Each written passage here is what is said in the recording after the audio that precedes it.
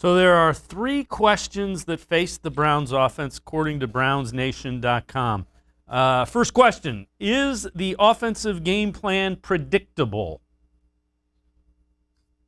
I think it got a little predictable last year. And part of that was not having Odell Beckham, and they just didn't have a big downfield threat. You were relying really on Donovan Peoples-Jones, a sixth-round pick, to be your downfield threat, and he's just not ready to be that guy yet.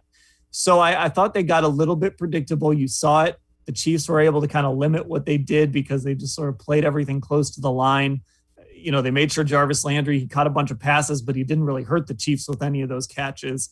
And they were able to make sure that Nick Chubb and Kareem Hunt didn't do anything to them. So I think they did get a little predictable, which is why I think we'll see a very different, well, I don't want to say very different, but we'll see some wrinkles this year. We'll see more 11 personnel. We might even see some 4 receiver sets, which was not even really on the table at all last year.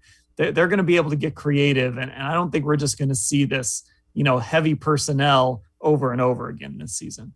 So the second question, are there too many receivers to incorporate into a game plan?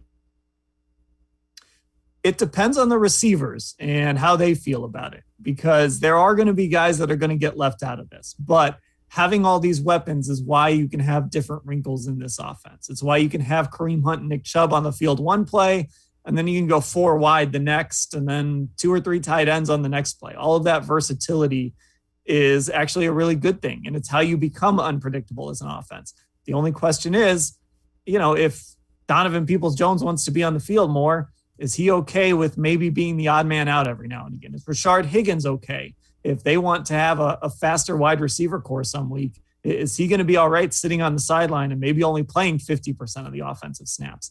That's really what it comes down to. As far as game planning and scheming, I trust Kevin Stefanski and Alex Van Pelt to be able to use these guys to the best of their ability.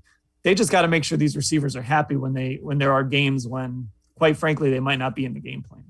Third one is, can Baker improve? I think he can. And I think it goes back to Alex Van Pelt and Kevin Stefanski really understanding him. Last year during the bye week, they made a bunch of adjustments. They got him out of the pocket more. They started doing more play action, which is really what we expected coming into the season. And they didn't do it quite as much early in the year.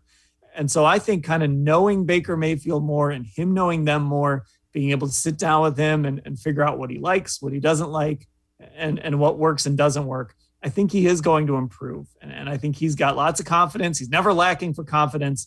But I think being in this scheme for a second year and the coaching staff really understanding everything about him, that you've got to see a better Baker Mayfield this year. And he was pretty good to end the season last year.